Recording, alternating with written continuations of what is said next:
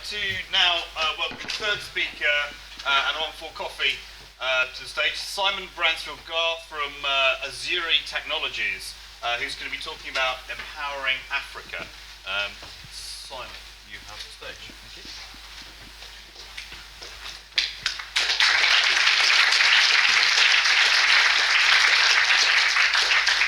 So, good morning, everybody, and I have to say it's a great privilege to be here. I've learnt a huge amount already today. Today I'm going to talk a bit about something which might actually appear a little bit mundane, but bear with me, because some things change fast and some things don't change quite as fast as we'd initially thought. Bill Gates had this comment. He said if there was one thing he wanted to pick to make cheaper and reduce poverty, it would be energy. And one of the things that David mentioned was that actually we're beginning to win the war on poverty, but we're just replacing it with another one, which is inequality. And so what we're finding is the gap between the people that have and the people that don't is actually growing ever bigger. So if we go to America and we define somebody who's poor in America has a television, eats relatively well, has a roof over their head.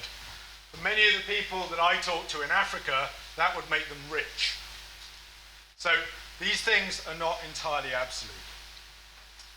If I go to Nairobi, I can get a 4G signal on my mobile phone.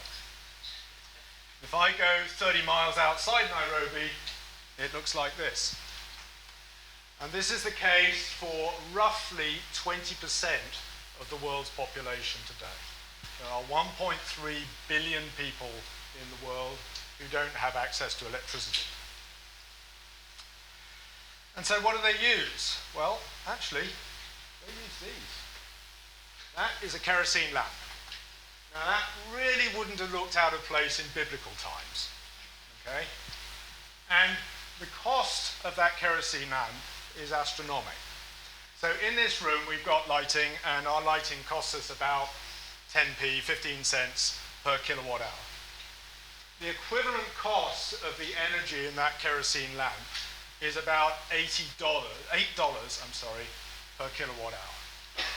So individuals, the poorest people in the world, are not paying a little bit more for their energy. You're familiar with people who've got pay-as-you-go meters in the UK, and they have to pay 25% extra because they don't have direct debit.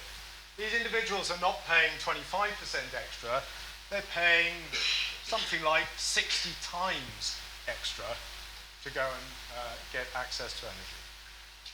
If I go to around the streets and I've got a mobile phone, typically the price to charge your mobile phone in Africa is about 20 cents. And if you work that out on a per kilowatt hour basis, it's about $100 per kilowatt hour. Okay? Just astronomical levels of spend.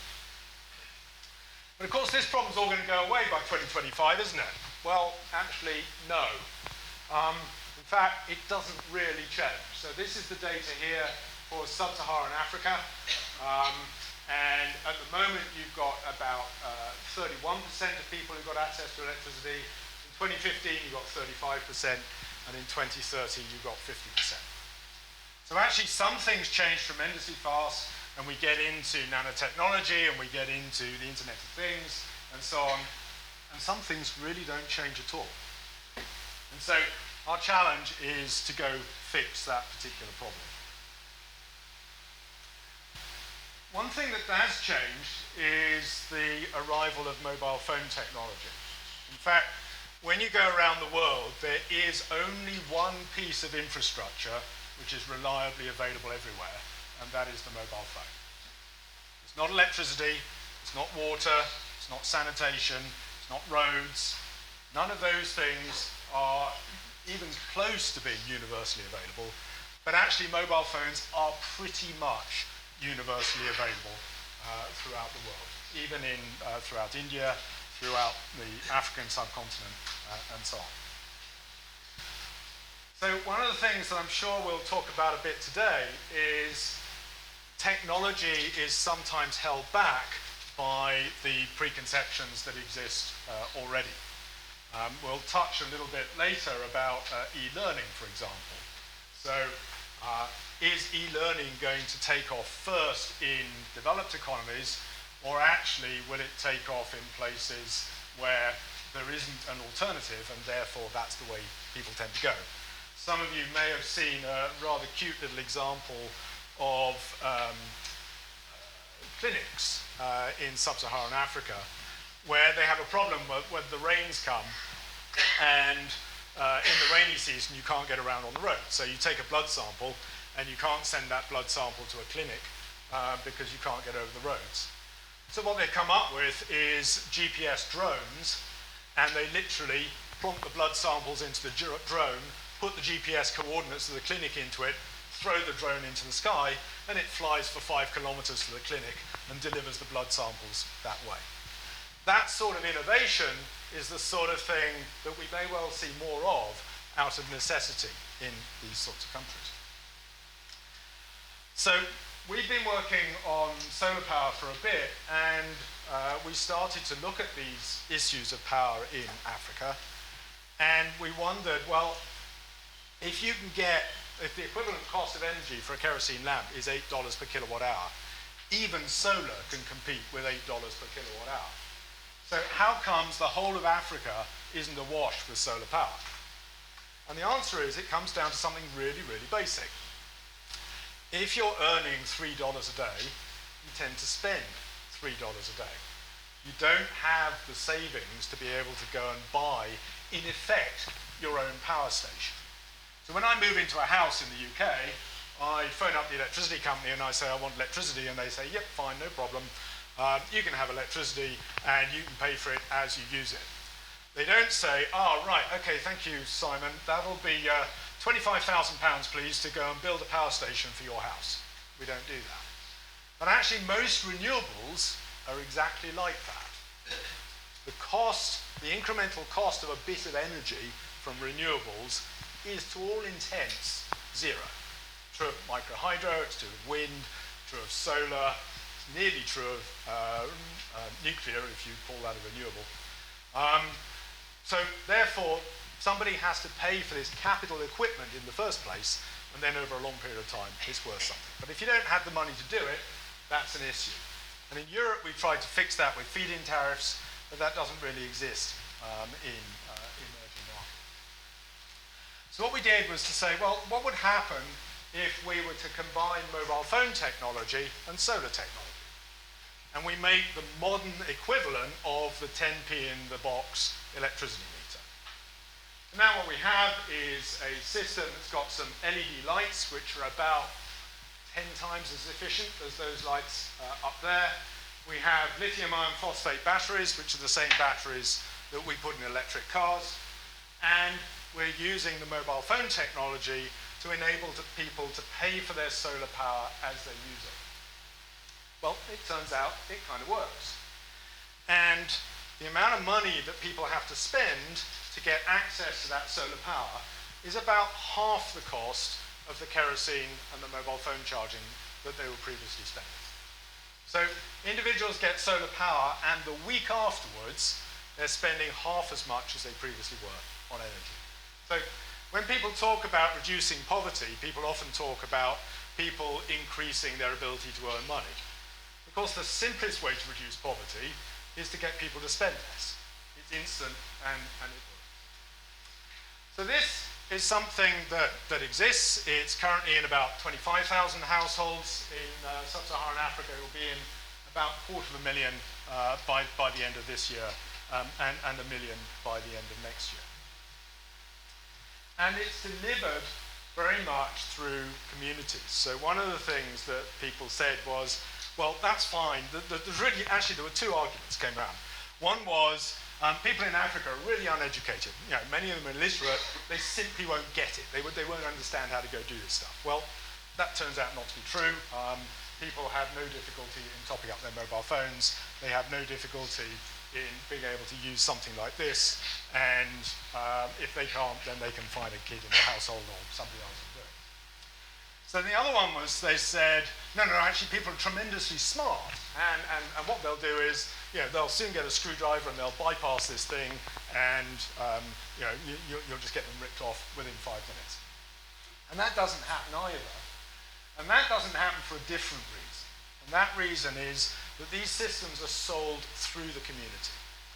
So one of the things that's critically important here, this is not a technology innovation, this is a business model innovation. And the innovation is that you make sure that everybody in the value chain in the country in which you're working gets a cent out of this thing working. So I'll give you an example. We were working in Sierra Leone, and we were doing some stuff in a fishing village. And the way this works is people sell scratch cards and they use the scratch card and that gives them a week's worth of power.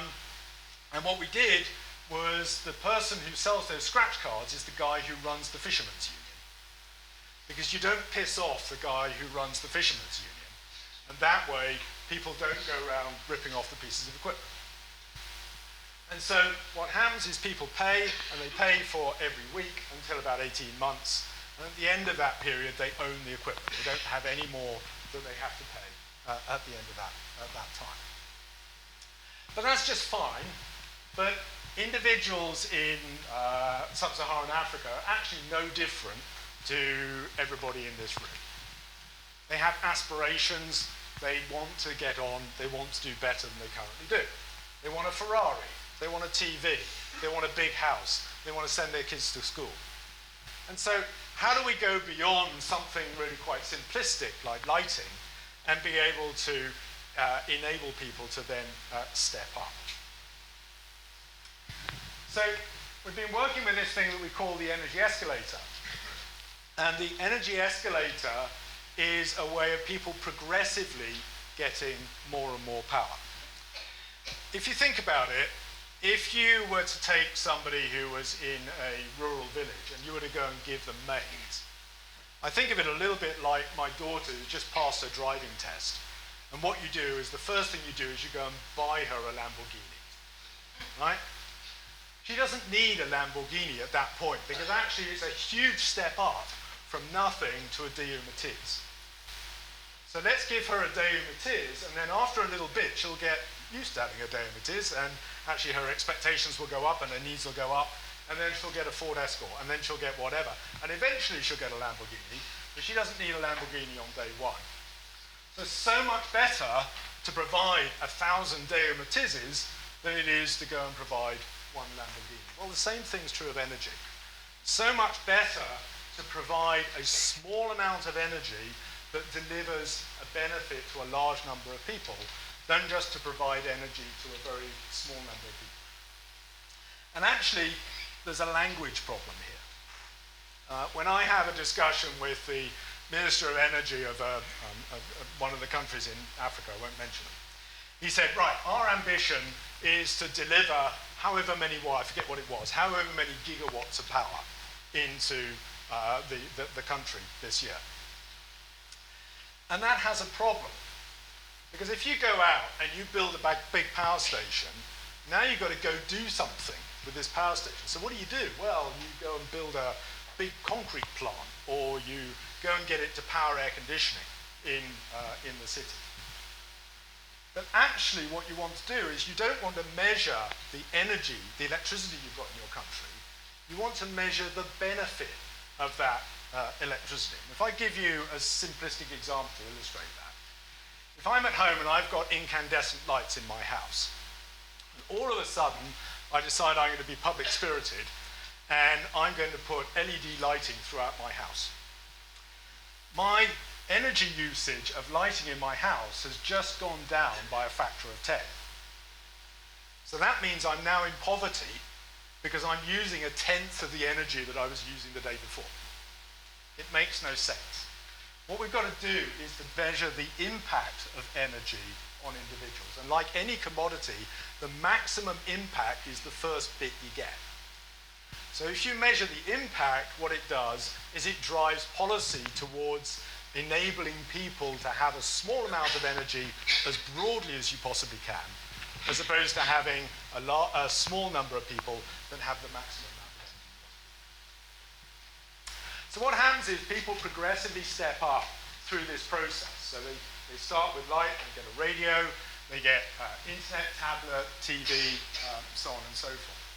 And actually what this does is to help unwind a thing called the poverty trap. So the poverty trap is a fairly straightforward concept. If I'm in India and I'm selling vegetables, I need a cart to go and take my vegetables on. And I can't buy my cart, so what I do is I go and rent the cart off some guy. And the amount of money he charges me to rent that cart is about the amount of money, or if I was to invest that, after about 6 weeks I'd be able to buy my own car. So I'm in a poverty trap because I'm spending so much money renting the cart that I can't save the money to buy the cart that avoids me having to rent the cart. Well, what happens here is that when you start breaking that cycle, people come out of the poverty trap very quickly. And so if you provide somebody the ability to get light, for instance, and to save about $100 a year, now they've got some more money, which enables them to buy additional equipment, which enables them to earn more money, which enables them to save more money. And so it unwinds very rapidly. And so people move very fast up this energy ladder at about 1 year or so per step. So what about the grid? One of the problems that you have if you've got a hammer, everything looks like a nail. And energy companies are used to the idea of centralized delivery of energy, and they have what I call gridlock. So in rural Africa, the population density is about 40 people per square kilometre. There's roughly 5 people per household, so you, sorry, I should have written it right, you've got 8 houses per square kilometre. But individuals can spend about $3 to $5 per week on energy. That's what they currently spend. There's no reason to assume that next week they're suddenly going to be able to increase that by a factor of 10. So even at near Western rates, people can afford about 200 watts of power. So if you wanted to make a power system of 200 watts, how much would that cost? Well, it cost about $300. So now let's think of that in grid terms. Well, a grid costs about $1 per meter to extend. It's about $6 to $20 to extend the grid, but it obviously serves multiple people. So as a working figure, $1 per meter. So what that says is, even if your power station was free, there is no point in having a grid which is bigger than 300 meters wide. Because anything longer than that, and you might as well have a standalone power system. So then you think, okay, why do we have mains? And if you think about how I go and boil my cup of coffee in the morning, what happens is there's a power station in Didcot, and somebody gets a load of fossil fuel of some description or other, and they burn it, and they boil a lot of water, and that water goes and makes steam, and the steam drives a turbine, the turbine generates electricity, it gets racked up to several tens of thousands of volts in order to go many, many miles along an electricity cable to come to my village, to go through a substation, to get back to mains, to go into my kettle to boil water again. Okay? It's not a tremendously efficient process. So much better to be able to generate electricity locally. And if you're generating electricity locally, you don't need high voltage because the electricity isn't going anywhere. So why not get rid of mains? Why not go back to 12 volts? Because most of the devices that add real value are actually working off low voltage. Increasingly, when you go and buy a television, it's got a brick attached to it, which is turning the mains back into low voltage. So very little point in generating electricity at low voltage using solar, whacking it up to mains, only to bring it all the way back down again and put it into low voltage. So why don't we think about getting rid of gridlock and instead deploying power as low voltage at scale within Africa? And now what you have is something where people can't electrocute themselves. It doesn't actually matter if the wiring is a bit dodgy, and it's tremendously efficient compared to the losses that you normally get by upscaling and downscaling electricity. So does this work? Well, this is some of the data. So on average, kerosene spend in households went down from $2.30 a week to 30 cents a week. The 30 cents is mainly because people have outside toilets and they need a light to go out to those. And what are people doing with it? Well, this is a fishing village. One of the things we found was that people use these things in ways we'd not expected. So actually in the fishing village, what they do is they haul the lights up to the top of their mast so they can go fishing at night time as well as fishing during the daytime. And very importantly, kids start to get a better education. So normally in an African household, kids will go to school in the morning, they'll work in the afternoon, and if they've got light, they will then study in the evening. And on average with solar lights, children study for between 1.5 and 2 hours extra per night, just by having that little bit of solar light. So what happens beyond this? Well, Africa is growing very fast, and one of the things that's particularly characteristic of Africa is it has a tremendously young population. 40% of Africans are under the age of 14. Now, for a population that's growing at 3% per year, that's about 30 million people extra per year. So in 3 years, you've got to generate 100 million extra jobs within the continent. That is a serious challenge. And so, can we do this in a way that is different to the way it's been done before? What's the thing that's demonstrably different today to the way that China developed or some of the Asian countries developed? Is the availability of the internet. Is it possible to use the internet in order to change the course of development within rural Africa? So our view is that actually the hidden gem in Africa is agriculture. We talk about Africa industrializing. I haven't found anybody who's yet persuaded me why Africa should be an industrial hub. Why would I make my socks in Africa? Why would I make cars for export in Africa? Why would I do my software development in Africa? There's no obvious reason why that would occur. So creating 100 million new jobs every 3 years, that's kind of challenging. But actually there's 600 and something million people already working in agriculture. And Africa has some of the lowest agricultural yields anywhere in the world. So what can we do? Well, one of the things we're doing is to work with some organizations like Digital Green and Grameen App Lab and others who already have agricultural outreach programs. And what they do is they provide video training and other sorts of training to people who are working in agricultural areas to help them improve their agricultural performance, use of fertilizers, use of irrigation, and so on and so forth. But what you know is that if somebody comes along and tells you just go do something, well, kind of that was interesting, but then you go back and doing stuff how you were doing it before. But what we're looking at now is providing a smartphone to every single one of those farmers, so that when they've had the explanation of how things are done, now on their smartphone they've got the video that shows them how it's done. And that video may have been recorded by somebody locally in their community. And they can receive a text message that says, here's your quiz for the day. Here are the 3 questions we'd like you to answer. By the way, if you can't remember, go have a look at the video and find out how it was done. And so by using these e-learning techniques, we think it's possible to dramatically improve the productivity of agriculture within Africa. And what we're trying to do is to see, is Africa going to actually become the next big hub of e-learning? Because there isn't an alternative. And if it does become that hub of e-learning, it's just possible that we can help Africa skip the Industrial Revolution.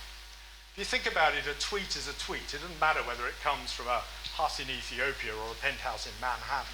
It's exactly the same thing. And so the question is, can Africa jump into the knowledge economy and skip over the conventional industrial revolution and generate solutions to some of the problems that it has by 2025?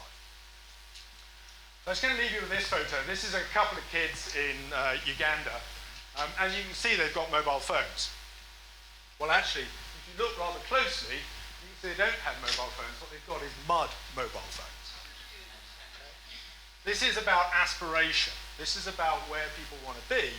And bringing some of this latest technology into these environments, it has the potential to give people the opportunity to express that aspiration.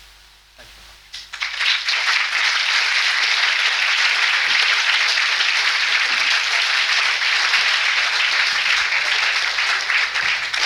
Thank you, Simon. Thank you, Simon. Time for questions. Gentleman there in the fifth row. Yeah, my name's Danny Barnett. If you look at the way that we used to power our industrial economy in the Victorian age, we had a system that was very similar. You know, every factory had its own steam power. And we went to a model of centralized power production. And I think, you know, when we look at the future, it's useful to look at the past. Why did that model work for us, and why wouldn't it work for Africa in the future? So why do you centralize? You centralize because there's economies of scale. What we're finding with the newer generation technologies like solar, like batteries and so on, is there really aren't economies of scale. If I go and buy 1,000 solar panels, it's not substantially cheaper than buying one solar panel. And so if you're building a dam, absolutely that's a centralized thing and you deliver it through a grid and so on. But if you're using these newer technologies, then the cost of distributed power is actually about the same per unit as the cost of centralized power. But something fascinating happens. When an individual owns their own means of generation, then they look after it. If you have a community type generation, it's like the tax man and you try and rip it off. And so what we're seeing is that because the generation technologies are different, where you've got relatively low population density, it makes sense to have distributed power. Where you've got high population density, it probably still makes sense to have centralized power.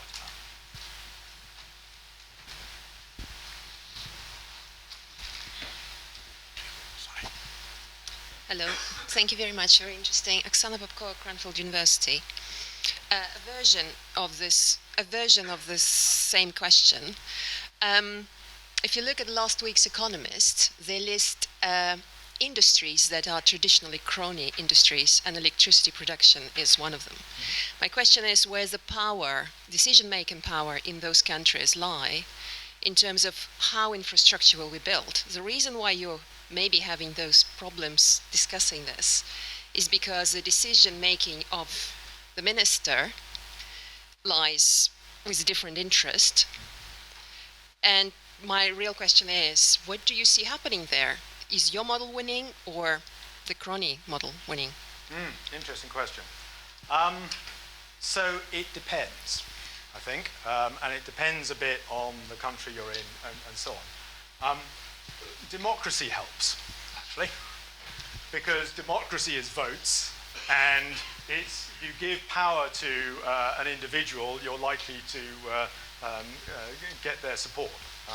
So there is a trade-off between the sort of centralized, sort of smoke-filled corridors view of development and the sort of democratic process leading to votes, leading to a self-sustaining process that way. And I think in different countries it's different. So in Rwanda, they've managed to put in some quite good structures for delivering things broadly. In Zimbabwe, well, you know what Zimbabwe's like. The traffic lights work about 50% of the time in Harare. So it varies very much on the political structure.